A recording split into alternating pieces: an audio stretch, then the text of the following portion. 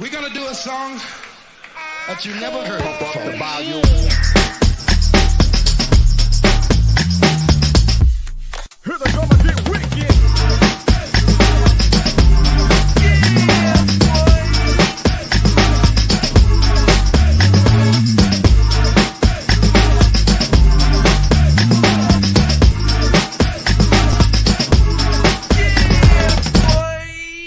Here we go again. Ace Kennedy, my brother from another mother. What's good, man? I mean, this is a special here, though, man. Well, I don't think we've ever got down on a Wednesday before, man. What's good with This that? is pretty special. Man, listen, bro, life happens. A lot of stuff was going on. The kiddos started school today, so we had a lot of the back to school nights yesterday, and just a host of other things going on that we just needed to push it back because we couldn't wait to Friday. It was too much stuff going on in the world, and we had to get the Slash Brothers opinions on those things. So here we are. Facts. Listen, man, a lot of stuff that is that's happened. Like as you mentioned, though, man. I think that for me, what's funny though, man, is that it is different because I'm very much a creature of routine and creature habit, though, man. So it was different not doing the pod on a Tuesday and even doing it now. Because usually I'm, if I'm doing a pod on Tuesdays, then it's like, all right, then my Tuesdays are planned a whole certain way. So to flip the Tuesday and there's certain, Yeah, it is different, and we apologize for throwing off your schedules, but we so had people gonna be looking online like, what are they doing right now on here? Right. Right, but look, man, let's get the music going. Like I said, we got so much to talk about, and I'm definitely ready to jump off into it. Let's do it.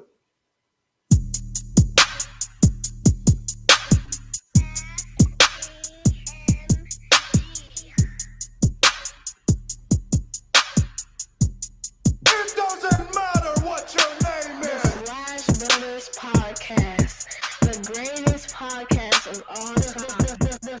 The Slash Brothers Podcast, the greatest podcast. If you smell what the rock.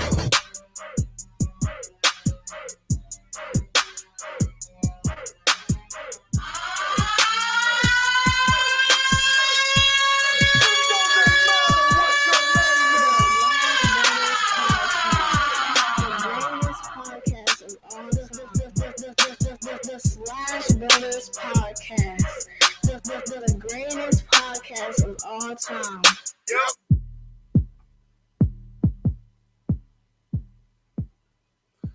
Listen, if you haven't already, be sure to like and subscribe to the Slash Brothers YouTube and Facebook pages. You can go ahead and click on the bell so that way you get the heads up because we are live on both platforms at the same time. Ace Kennedy, that hat is fresh though, bro, by the way.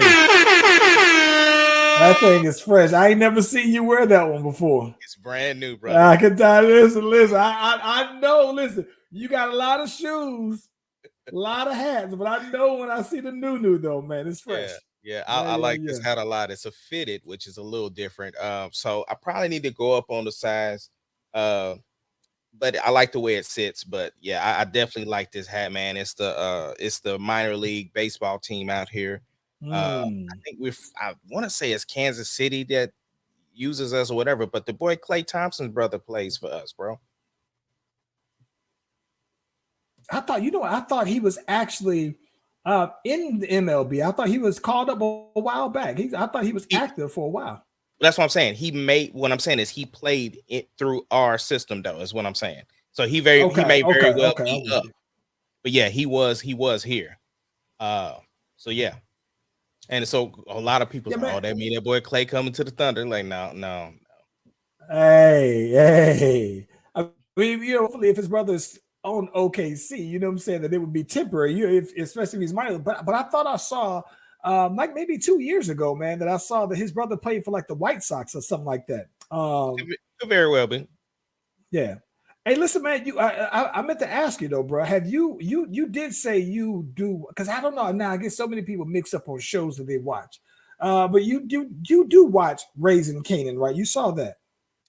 I have seen the first season. I haven't seen the new season. It doesn't premiere till this Sunday, right? Right. It comes on Sunday. You looking forward to it? I am. I man, it's just been a blessing with all of the shows that are out. I just finished Westworld and I started Sandman. And then me and Sarah still got shows we watch together. We finished P Valley and we finished the Orville. So yeah, it's a The lot of Orville. shows. Yeah, oh my gosh, bro, the Orville. So okay, the boy Seth MacFarlane, the one who does Family Guy, um, he does American Dad, Cleveland Show. Okay, so he wanted to do Star Trek, and they turned him down. So he did. Orville is his version of that. I have seen that. That's why. Okay, I do. So it's funny. I know the show, but I've never watched it. For some reason, I thought that it was going to be like kind of comedic, and I was just like, all Well, right. see, here's the thing. It initially started as a parody of Star Trek, right? Yeah. And then all of a sudden, people really were into it because Star Trek was trash. Like the new ones that they were bringing out, a lot of Yeah. fans were like really not happy with the product. So then the Orville kind of switched to being more serious. Now, don't get me wrong, there's comedy still in it because of Seth Right. MacFarlane. But I'm saying the storylines got better. Like the storylines were meaningful. Like you were needing to see the next episode. And so then he had a little issue with Fox, so he moved over to Hulu. Hulu gave that boy some bread, bro, because each episode was very much like a movie. Like they were like hour and a half episodes, bro. Wow. Yeah. So Well, yeah, I know my girl. What's my girl? My girl who was on Walking Dead, the black girl. She was on there for a number of seasons there with her brother, and she wound up. She had a cold death, but she was basically saying that she left Walking Dead because she was actually on Star Trek. And so I was just like, okay, well, it's crazy that she, left Walking Dead. I guess you got to go with that bread, whatever though, man. But yeah, she was on that. Then yeah, it's funny that hasn't gotten the reviews like that though, man. Well, yeah, a lot of fans didn't like Picard. A lot of Picard season 1. A lot of fans didn't like the new Star Trek either. Just because and I don't know Star Trek like that. I'm a Star Wars guy, and so they were just saying like it just wasn't lining up with a lot of things that they knew Star Trek to be. But yeah, she was like the lead on whatever show she's on. So yeah. Let me ask you this. So this is funny though, man, because I saw something since we were gone where Tyler Perry came out and he was like, hey, all y'all people that turned me down, you know what I'm saying, for movies, this is gonna be y'all gonna be hitting yourself for this one because I got something that's up the sleeve though, bro. I hope for Tyler Perry, to be honest with you, bro, that he does have something that's huge outside of Madea, because what I think is interesting is that I think that Tyler Perry is an incredible actor on other films when he's not doing his own stuff. I think I saw him in what was it? He was in some movie where he was like he was in Cross, right? I liked him in Cross. I liked him even in that little comedy with what's my boy Leonardo DiCaprio, and all of them talking about the world was coming to an end. I liked his character in that. So I like him as an actor, and I think that he just kind of has that not bad rap, but he, that hey, you do the black films and everything like that. So I think that I hope that did you see him talk about that whole thing, that he got something big that he thinks is up his sleeve, like the big one? I didn't see that, but it doesn't surprise me. And the thing is that it doesn't matter what people are saying about Tyler Perry. For one, he don't care, because the thing is that Tyler built his empire the way he wanted to build it. And he has a core fan base that, even though some people are tired of Madea, those movies make money and they don't cost that much to make. And he has his own lot. So it's one of those things like it's almost like how we used to talk about like independent rappers who, like, they would back in the day, we was talking about Troy Ave, right? And his debut, whatever, didn't do very well. He was like, well, all that money is mine though.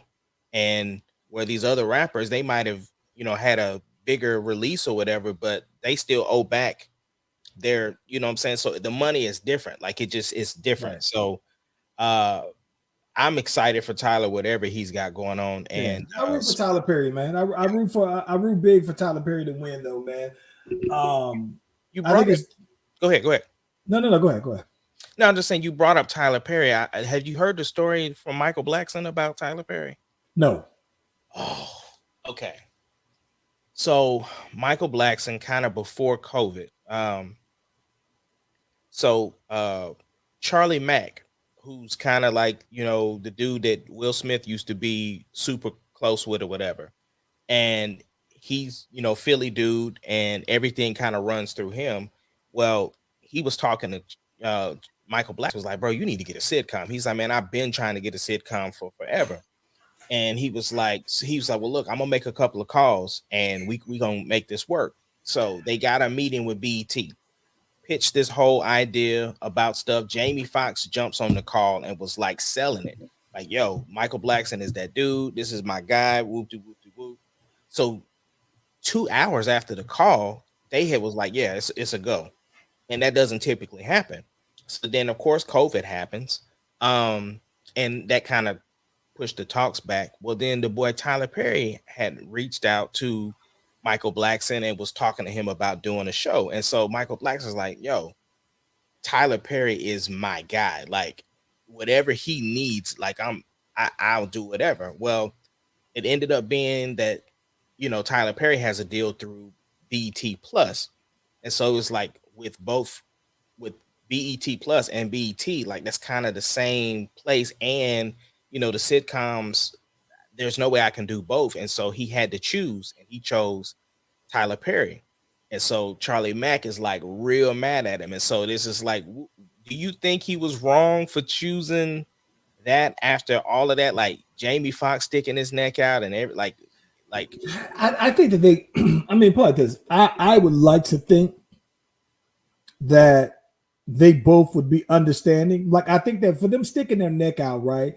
Don't get me wrong. Them sticking their neck out got wheels under the project, right? I mean, it at least it put him in a position. It ultimately got his idea to the right people. So I think that them sticking their neck out was I'm going to say the right thing to do. But if that's your peoples, though, right? If them are your peoples like that, then I think they did their part. Now, once he makes his decision, I think that it's on him. But I also feel like, I mean, like this, it would be like if, I guess I look at it like this. It would look like if I was going to go ahead and sign a deal with Interscope or whoever, right? If I was going to sign a deal with Interscope, and if part of my deal meant that I was going to get X amount of money, these particular deal, and let's say the deal lined up with every single thing that I wanted to get, right? And then if it would be like to me saying, well, I'll take that deal, but I would work with this other brand also if that meant that I could get the same money to put out the same project. And oh, by the way, I got these artists that I want to put on, right? So then it's like, all right, well, it's almost like signing a solo deal to somebody versus you doing it the Ludacris way, right? Well, Ludacris signed himself to his own label deal. And so then any label that signed him had to sign his label, right? And then that way, all of his people that are signed to him are eating off of his deal. So I look at it like that. Jamie Foxx, he made the play. Charlie Mack made the play. But I think that ultimately that was their role in that whole deal. I don't think that you do that like it's this, you know, like he's ungrateful. Yeah, but I think the problem was, right, I think that if that was the case, Michael Blackson owed it a conversation to Charlie Mack first. Like, hey, I can man. see that. And the other thing is too, because the sitcoms were two different sitcoms. Okay, like, I thought maybe it was the same one. Well, it kind of morphed, right? Meaning that, okay, the BET, the original BET one with Charlie Mack, it was going to be based on his life, so to speak, right? And then that's what the pod was going to, I mean, what the sitcom was going to be. Right, and with Tyler Perry, he was going to be a teacher in the sitcom. Well, then when he started talking about his life story stuff, they was like, well, I kind of like that better. And so they took the whole idea, and that's the one they're gonna run with now. My thing is that I feel like I get the opportunities come and go. I just feel like if him and Tyler Perry was that tight, that I would have let him know, like, listen, I'm already in talks with Charlie Mack of doing this particular project. I would love to work with you, but I don't know. I just I can see the conflict of interest depending on how it was presented. I can see it. Yeah, definitely. Yeah. That was on a Breakfast Club interview and other Breakfast Club news. And I'll let you take us on from there. Did you hear Angela Yee is leaving the Breakfast Club? I saw that this afternoon. Yeah. She's getting her own show, and I think that's so. I've always thought that it's cool that you part of the Breakfast Club, right? And the Breakfast Club in itself is, I think, has been, since they've created, they've had the pulse of the culture, right? But I also think that when it comes to radio, being radio, the money is having a solo show, right? Steve Harvey, Ricky Smiley, Tom Joyner, those all people who have solo shows. So if that's something that she's always wanted to do, I think that's a phenomenal opportunity for. I don't see how any of them would be able to turn it down, especially given that all of them have their own separate ventures that they do outside of Breakfast Club. Yeah, but I think for me, what I like though is that as much stuff as Charlemagne does, he still does the Breakfast Club, because I understand what you're saying. I do think that's an awesome opportunity. But even Angela said, like, I didn't think I was going to be leaving the Breakfast Club. I just thought it was going to be like a weekend thing, or it was going to start like this and then build. But they like, no, feet first. And, it's going to conflict with me being on the Breakfast Club. So I like the fact that they had been that long of a group together, that was the face of it. You know what I'm saying? And obviously change isn't bad. I mean, I even with looking at the Joe Budden podcast, right? I thought that not having Rory and Maul on there would really change the dynamic of the show, but I mean, honestly, it really didn't. I think that the show is Joe's, so it's just Joe and whoever else is on. So it's Joe's, but I'm gonna be honest with you, his show does feel different than me. It does. It's still Joe and it's led. I think that it would almost be like, okay, so the way I look at it is like this. It's almost like the Fresh Prince of Bel-Air when they switched to Unvids, right? It's like, the show goes on, but it wasn't the same. It didn't quite. It was. You noticed that it was just, the recipe was just a little different. Same thing. True, but I'm saying over time it became less of a distraction, and I think that's what I mean by the Joe Budden podcast. Like, obviously, yes, I missed the original cast, but I also think that it's moved on. Like, it's still Joe. You know what I'm saying? Because the fact that they changed the whole format of stuff and how they present stuff, then it's kind of just like, okay, it's just a new show in general, almost like a new season, so to speak. Yeah. I can see that. But speaking of changes. Changes, bro. Pete Davidson, Kim Kardashian. Bruh. They call it splits 9 months. Listen, bro.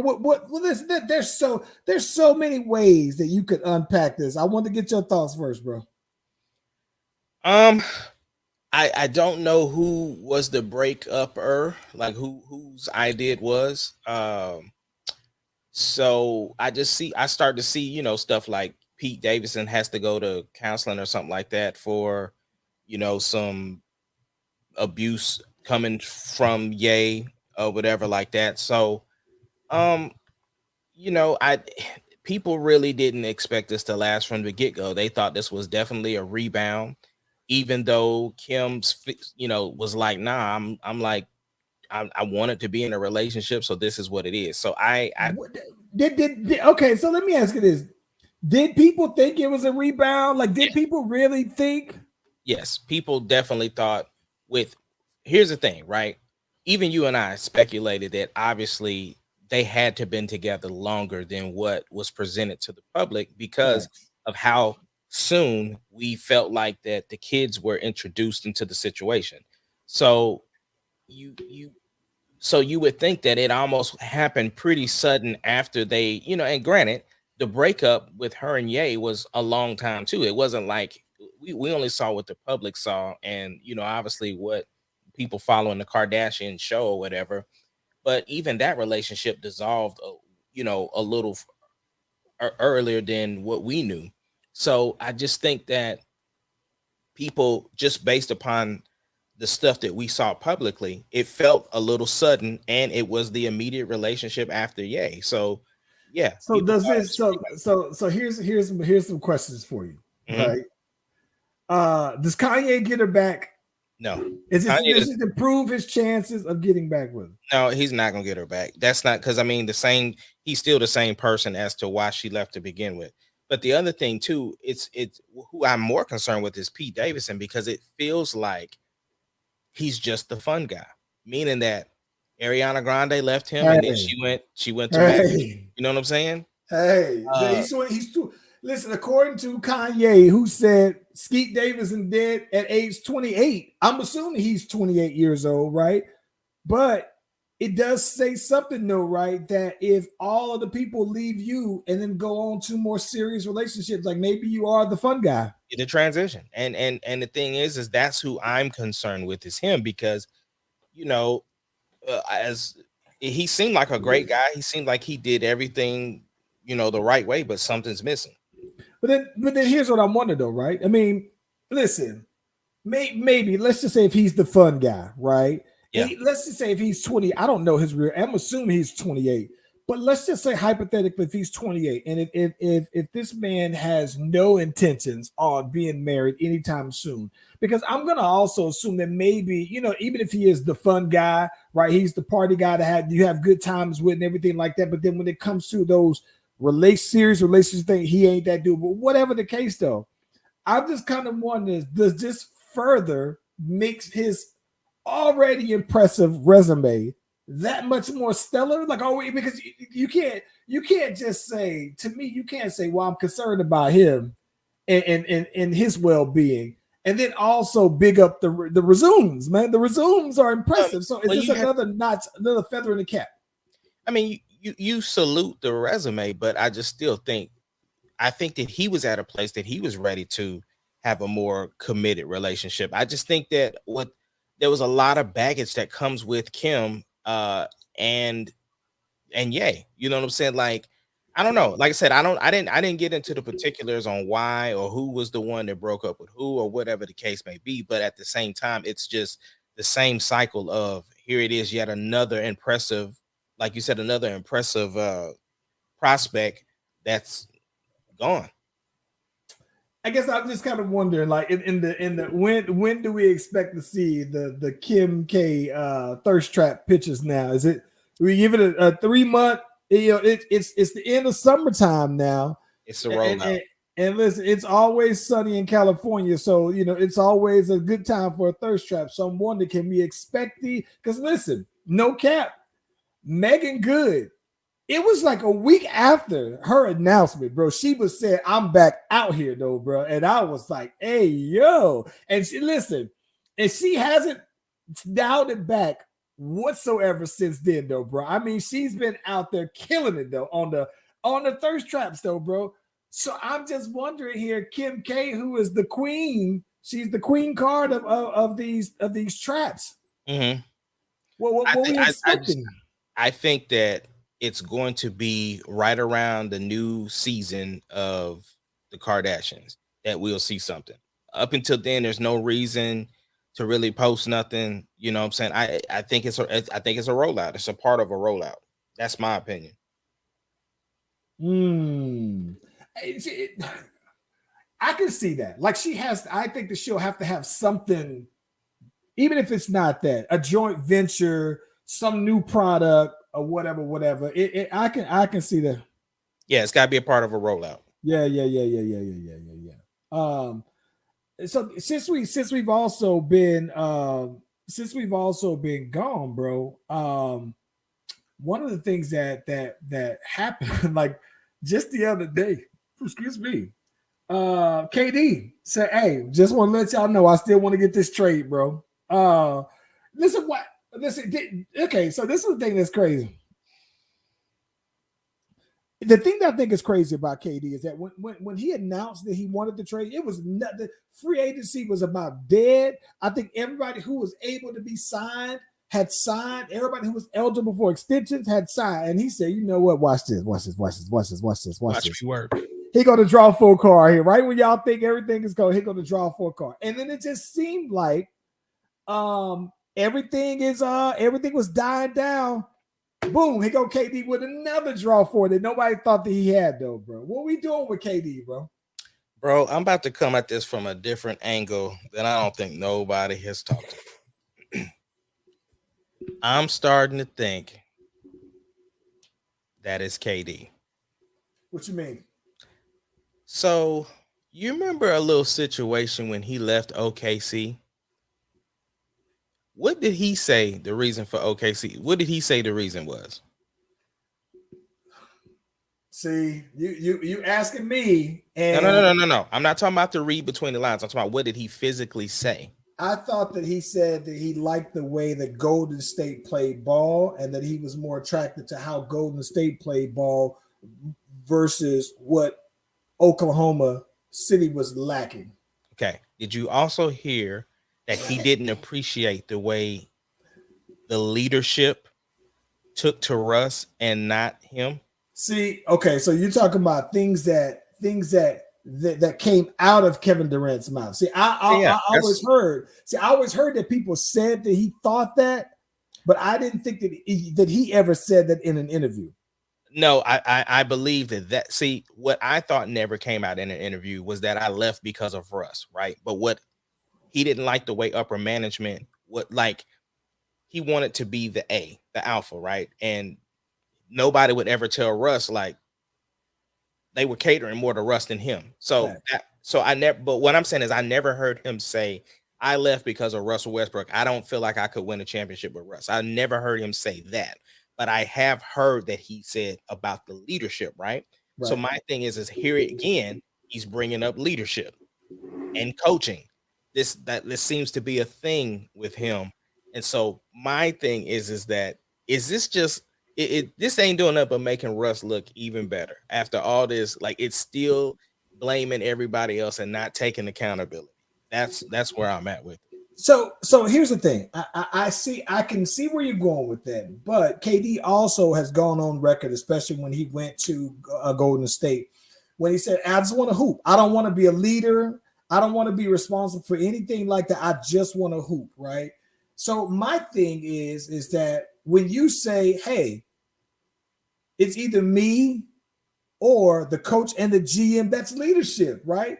Because then you're saying you want to have input on who's the leader, which is crazy, because while Sean Marks was already there, I thought that they handpicked Steve Nash from KD's days of Nash being like some kind of special consultant, whatever. And everybody had already made a big deal about it. I remember Stephen A. Smith was jumping on all the players saying that this would never happen to a black coach, where you get some unproven coach and he gets the opportunity to come out here and first time out coach one of the greatest players of all time, right?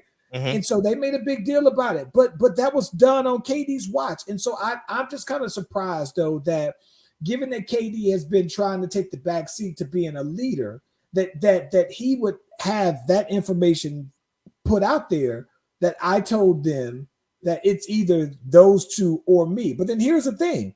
If they say, okay, all right, KD, well, we'll keep you. If you just said you before we thought it was about Kyrie, right? But if you're saying that all we got to do is get rid of Steve Nash and Mark's done, like, what do you do then? Who do you want to hire? Who do you want to hire right now as your coach, KD?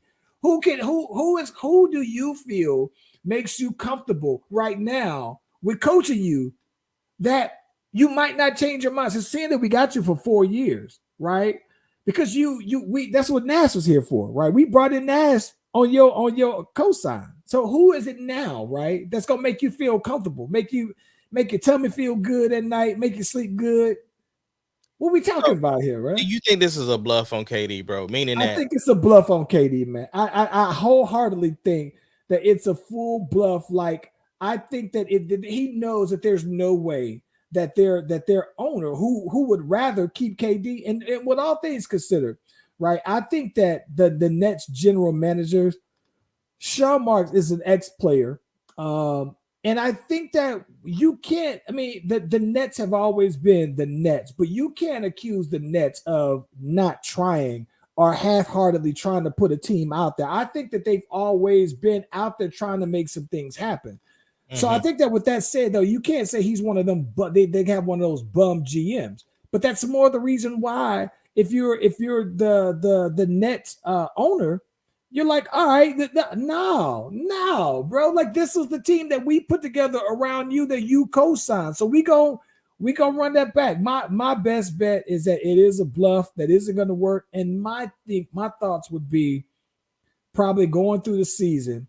Halfway through the season, all-star break, when players start to get hurt, you know what I'm saying? And then when teams start to shape up and they start to see what they missing, Kevin Durant gets traded by all-star break, bro. But I think he starts the season out with them.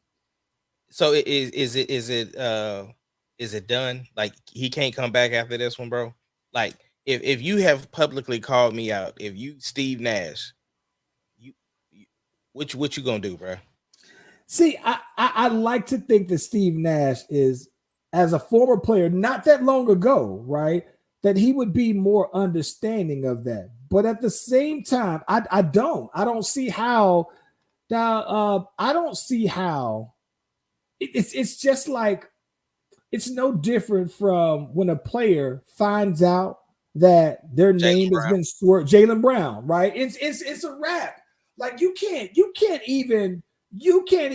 I can't even find out that it came from a source from the Celtics that y'all have been shopping me for Kevin Durant. Like at that point, nah, don't even worry now. Now at this point, you might as well trade me because I'm not re-signing with you when my contract is up in 2 years. So get whatever you can though, but nah, it ain't no going back to that, bro. So you're saying, from what I'm hearing you say, if you find out your team is trying to shop you, that it's no coming back from it. That's what I hear you say, right? I'm saying to me that if you find out that your team is trying to shop you around, right? Mm-hmm. And you say, and let's say that you never voiced that you wanted to go ahead and get traded, right? Mm-hmm. Then I think that logically there's no undoing that. Once you know for sure that somebody shopped you around, there's no undoing. It has to happen one way or the other. Either you hold out or either they trade you, but you don't go back. But you can't go back, right? No, you don't go back. There's a similar situation in Oklahoma City when Paul George and Russ found out that they were being shopped to Toronto for Siakam, and you said that it was wrong for then Paul George to go to the Clippers because, but you just said that Jaylen Brown shouldn't go back. I'm just confused because that's the difference is the reason why I think the reason why you are confused by that is because I think that it's a sequence of events. Okay, so if you're telling me that Paul George asked for the trade after, like he asked for the trade after that, right? That's what happened. Okay, so that's not my understanding of how that happened. So my understanding, I get that. Okay. My understanding of that, right? My understanding of this whole thing, right, was that Kawhi Leonard goes over to the Clippers. And then when he goes over there, he says, as part of me going to the Clippers, I want Paul George. And then Paul George says, I'm with it. Let's go. Trade me on over there. No. Because this is where, like you said, a chain of events, right? The Thunder, big people, the what's his name? Clay, all of them people told Sam Presti to blow it up. He said, listen, we've paid in the luxury tax for the last 3 years, and we only ended up in the first round of the playoffs. Like, nah, it's done. Blow it up. So Sam Presti started shopping Russ and PG, and he told all the other players on the team, like, look, this is what's about to happen. Whoopty, whoopty, whoop. And so that's why Jeremy Grant left and said, I'm about to jump off this sinking ship. And then they started shopping. They were going to bring Siakam over here for Paul George and Russ. And the Raptors said, we can't do that because we're waiting to see what Kawhi Leonard's going to do. Then Kawhi Leonard told the Clippers that I'm only coming here if Paul George comes, because he knew now that it was possible for him to be traded. That's how that happened. And then Russ, I've never heard anybody say. So the way that I understood it, right? You have heard somebody say it. You heard me say it. No. I'm talking about nobody's ever explained the sequence of events. The way that I've always understood the sequence of events to go was that Kawhi Leonard. That Kawhi Leonard was not trying to. Kawhi Leonard was not trying to re-sign, or I think the only way. So this is why I say that. So I think that what was happening, right, is that I think that Kawhi Leonard was putting it out there about the possibility of re-signing with the Raptors, but he really wanted to go to LA, right? But I think that the issue is that I think personally, right, that Kawhi Leonard was going to go ahead and pull the string to say, I'm going to go ahead and go to LA, but I'm also going to go ahead and go to I want Paul George. But I think this is just my thought, just reading between the lines. Mm-hmm. I think that also Kawhi Leonard wanted to be teammates with Paul George. So I think, right, with everything you saying in mind, if Kawhi Leonard goes to Toronto and re-signs, I think Paul George goes with him. Regardless, I understand you saying that they were offered. I get it, but let me ask you this question, though. Let me ask you this question. So then how did Russ's name get brought into the idea of a trade then? That's what, because it with the way you're explaining it, it doesn't make sense then that they would be trying to trade both Russ and I think that Paul George to the Raptors. I think so. This is what I said. I do know that there was that conversation that happened, but I'm talking about the secret of when. So this is what I get what you're saying completely, right? That if OKC said, hey, you know what, we're gonna trade, we want to trade Russ and we want to trade Paul George for Siakam and whoever else they had on there, right?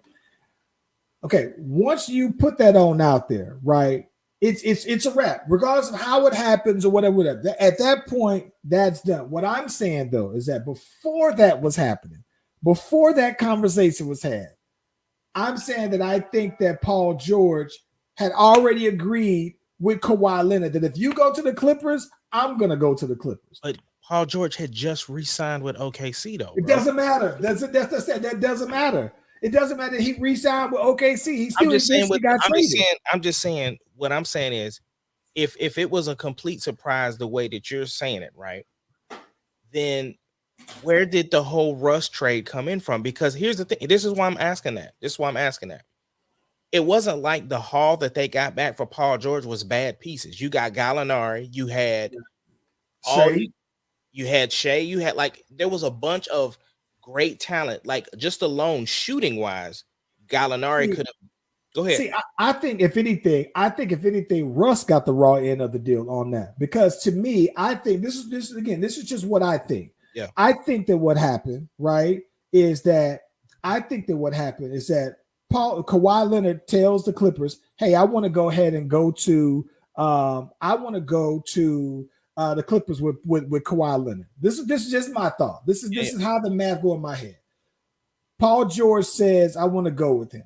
And then they were just like, hell no. If anything, you know what? We'll trade them. If you don't want to be here, we can find a trade. Let's go ahead and see what's up with trading then. And then they say, hey, you know what? Pascal Siakam for Paul George. And then they said, well, you know what? We if we're gonna be rebuilding then, right? We might as well go ahead and throw Russ on in there as well. So then that's where Russ, it's my thought that Russ' name was just added at the last minute to basically have that full. So then, to me, Russ is the person who could be saying, oh, y'all want to trade me, get me up out of here, because then Russ is basically saying, I was 10 toes down. But see, this is why I say it went my way, because the conversation between Russ and PG told Russ, bro, I'm out because they tried to trade us, right? And then Russ asked them about it. I never heard that though. See, but I'm just telling you what your boy know from being the Oklahoma insider.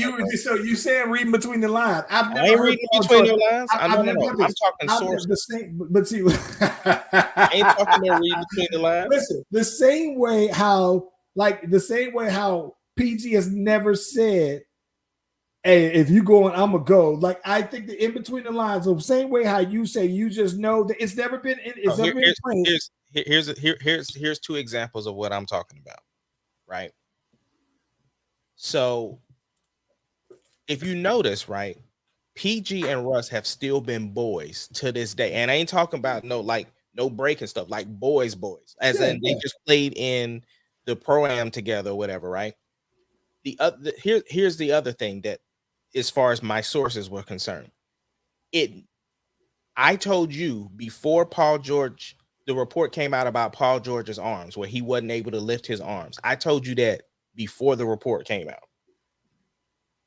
And then 2 weeks later, the report came out that Paul George had an injury and he couldn't lift up both his arms. I told you that ahead of time because my sources told me that. Oranges, though. I get that. I mean, I get that we're both talking. We're talking about PG and sources. I'm just saying to me that at the end of the day, that what you said was printed. It was.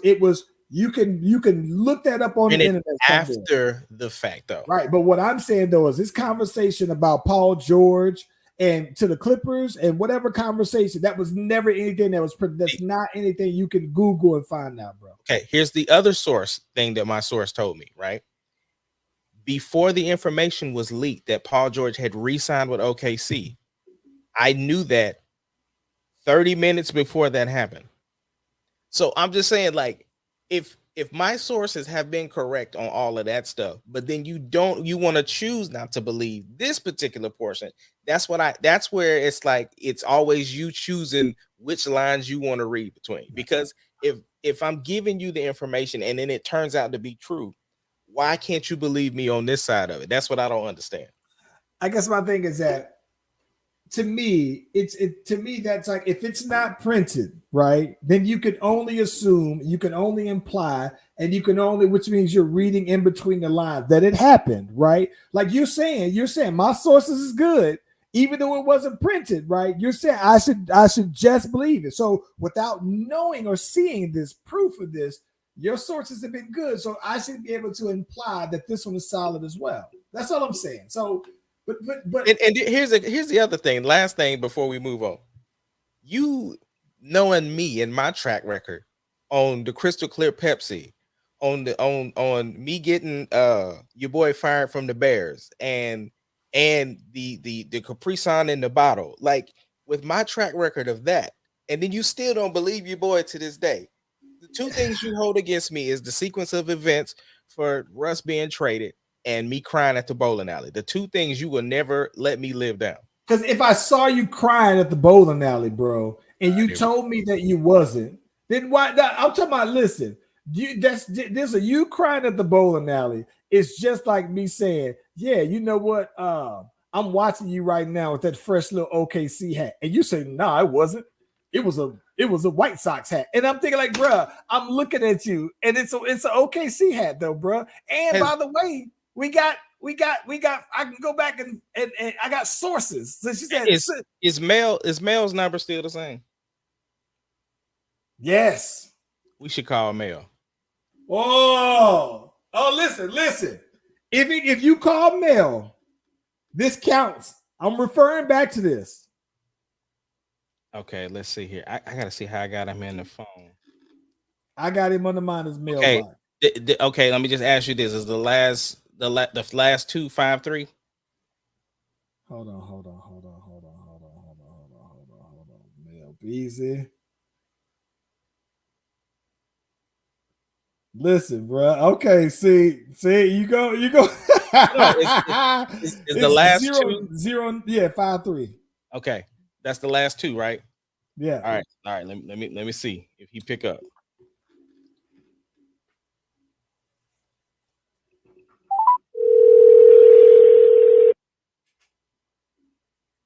Can you hear me on the? Yeah, he can hear you.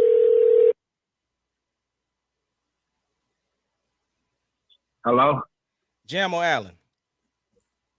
What up, my guy? Listen, Mel this is BZ. Rod Kennedy and Charles Venus from the Slash Brothers podcast. You are live on the Slash Brothers podcast. How are you doing this evening, sir? What's good? What's goody? What's good?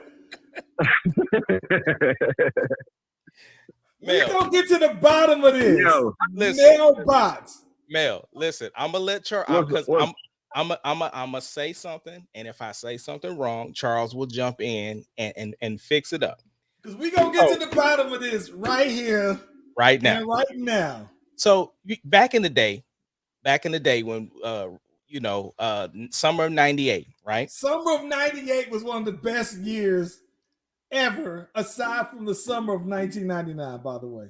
Okay, so the summer of '98, we used to go bowling on base. Do you recall that? right, yeah. Okay, This is when Vaughn came back in town.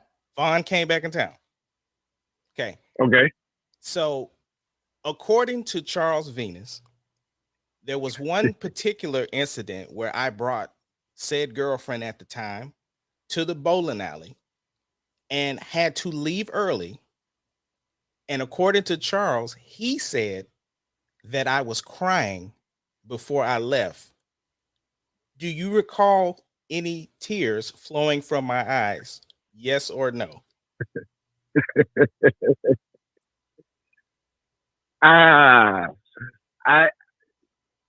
You felt some type of way. I ain't gonna say you were crying. I don't recall tears. Okay, but okay. it was, yeah. That- it that- was one of them sad. He was crying. Yeah. He was misty-eyed. See, See, for the Mel, last- Mel for the hold la- it back. See, Mel hold it back. Mel got I hit a limited cap in here because he know that we live. Listen, Mel Beasley, we've been disagreeing about this conversation for roughly 14 years on how we recollect this thing happening, Yeah. right? to see what I told him is this. I said, listen, she told me once, because she lived in Harker Heights, right? And Right. my thing was we drove all the way out to on base, and then you tell me I gotta go home. So I'm just like, why you didn't tell me that before you left? So I was mad because I'm like, we out here chilling, and I hadn't really hung out with y'all pretty much that whole summer.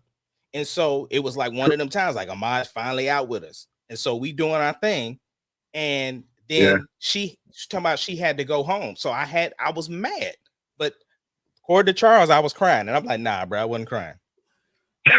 That wasn't what you was that wasn't what you was crying about, though. What was I crying What about? you was crying about. So I don't know if y'all had something that happened or whatever that was going on beforehand. But the homie Vaughn had came on through. Me and Mel, Vaughn, we kicking it whole summer. We going to Abrams. We hitting the pool afterwards. We doing the thing. We kicking it big, right? And I thought that it was a big summer.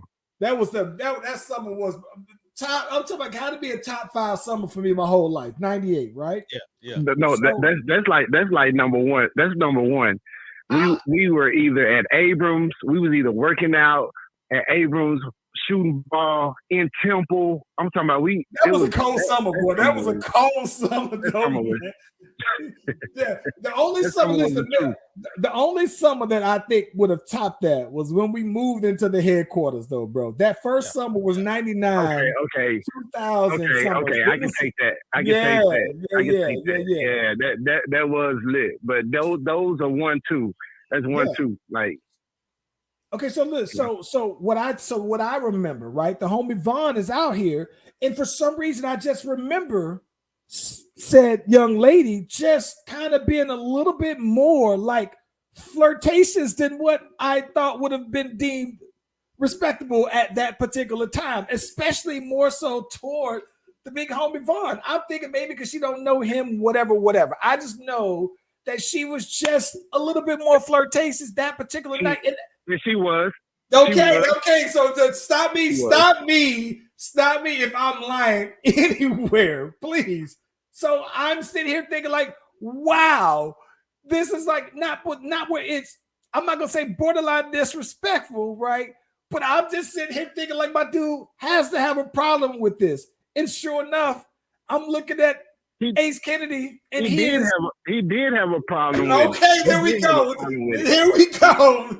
Here we go. So listen, he has a problem with this. So listen. So I'm sitting here bowling, and I look over at you and Vaughn after we get done bowling, and I said, "Hey, yo, is this boy Mod over here crying? Because I don't see anybody cutting onions. I don't see that we're outside. No pollen's outside. Ain't no dust coming from the vents." And then Quincy says, "Yes, he is over there crying, bro." QT says he is over there crying, though, bro. His eyes is red as hell right now, bro. Yeah, your eyes were red as hell. What are we talking about? They were. You didn't just put no contacts in, bro. Listen, but you don't know that because I did have color contacts. You didn't have no contacts that night, bro. But your eyes were red. Your eyes were red. But you said that you didn't see any tears. So And what I'm saying is, I didn't see any tears. Okay. Your eyes was red and you was misty-eyed over there. So go ahead, Mel. Yeah, I ain't see any tears, but I knew you were mad. Yeah, mad because I had to drive her back home because we just got there. That wasn't what you was mad about, bro. That's exactly what happened. I'm saying though, Ace, what I'm saying is that what we thought you was mad about, right? Wasn't maybe you did drive. Maybe you was mad that you had to take her back home after. But what it looked like, it looked like you were mad at what she was doing. Right, but see, like you said, it looked like that was what I was mad at. That's an interpretation. So the wet stuff that was coming from your face and the running down your cheeks. Charles, you was the only one that saw that. No. Because we already got one box member that says no. I didn't see it, but they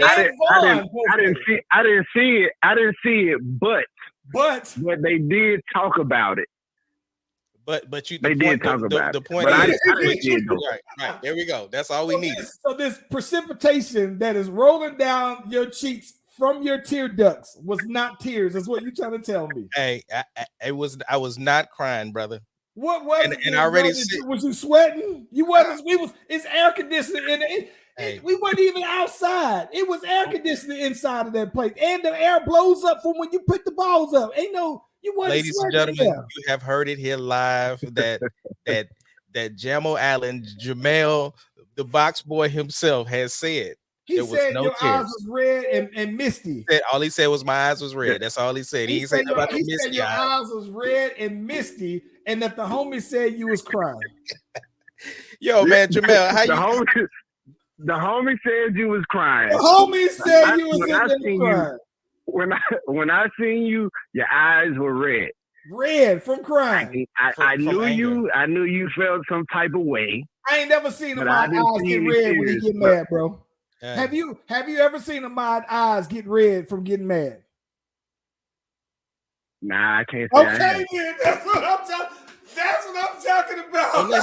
Don't let him feed you, brother. Don't let him feed you. But I haven't though. I ain't never seen your eyes red. It ain't many times I done seen Ace mad though. Hey, that's all right. You know what I'm saying? But I ain't never seen his eyes red when he's mad though. Nah. At the end of the day, we're stopping this up. I'm reposting this. Yeah. Tonight, boy. I'm telling you, I'm reposting this tonight. We're gonna have to get all the box boys on here to get their version of the story. Get everybody. Okay. We getting Quincy up here. We getting Vaughn up here. And then listen, man. This is my thing. I'm just telling you, bro, that my account of the story is accurate because it's co-signed. You better not be saying it at my funeral either. When I can't come back. It's accurate, but like I said, on my end, I didn't see the tears, but I seen your eyes you red. Didn't look, listen, my boy said, see, Mel was trying to say because he didn't want to look at you in your eyes and see tears flowing He didn't want to see Tears of a Clown. He didn't want to have that playing. Smokey Robinson playing in the background when he didn't want to look you in your face and be like, "Nah, I know my brother ain't over here crying, bro." But look, Mel, hey, bro, outside of that, bro, how are you doing? How's the fam, bro? Oh man, I'm good. Everybody good. You know, just holding it down over it on this end. You still cutting them up out there? Oh yes, sir. Chopping. Now listen, one of these days, bro. And listen, people assume, right? People always assume that I'm embellishing certain conversations, right? But but people automatically assume that I am overhyping or overtelling this story of your sisters and them fighting out there when we stayed out there in Willow, right? Until yeah. Yes, until Jennifer hopped into the comments one day and co-signed everything that I had been saying. And so I'm like, one of these days, bro, I'm gonna have you hop on the co-sign to have this conversation because people always assume that I'm lying when I tell that story, though, bro. Oh yeah. It went down however you told it. You can get it for sure. Now my sources, Ace. Then my sources are solid, bro. I'm trying to tell you though, my sources. Yeah. It went down just like that. We came out the headquarters and we heard BOX. Yes, sir. Yes, sir. You know, Yeah, went up the street. That's I think this settles it, bro. I think this about settles it, man. You had these people thinking that I had some reason to be lying about you crying out here in the bowling alley. Still ain't confirmed yet, brother. So I'm still the story still continues because it ain't being confirmed yet. But look, Mel, brother, we appreciate you jumping on the pod, man. It's always good to hear from you. And we love you, bro. And Mel Bots. Congrats to you and all your stuff and tell the fam we said hello, bro. Already. Appreciate you, bro. Yes, sir. All right, bro. That is hilarious, man. That is hilarious, bro. That just made my entire week, bro.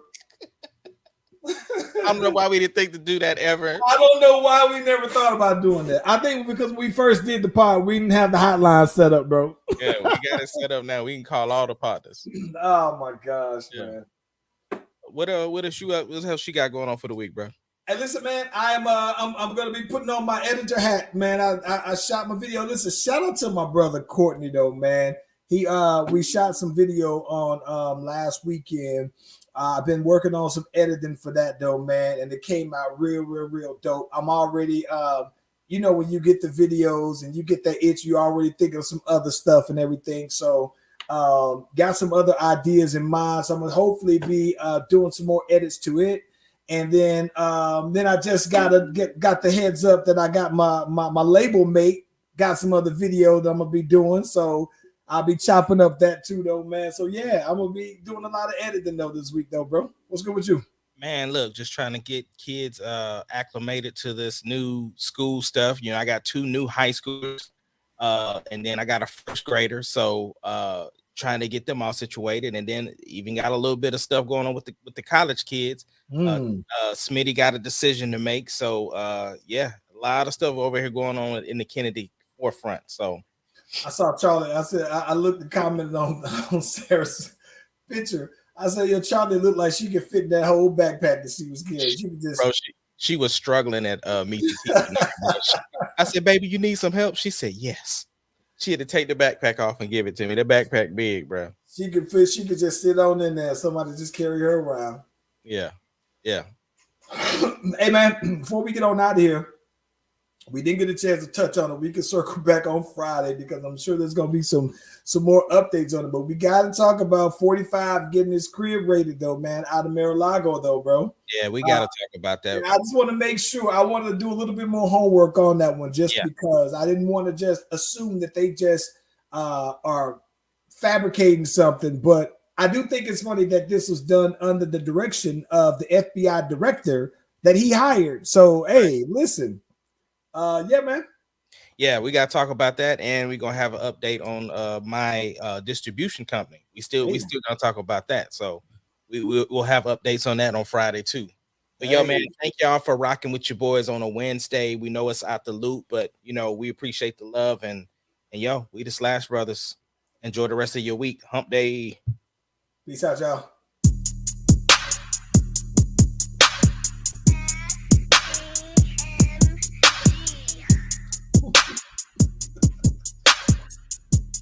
It doesn't matter what your name The is. Slash Brothers Podcast, the greatest podcast of all time. The Slash Brothers Podcast, the greatest podcast. Can you of dig all it, time. sucker?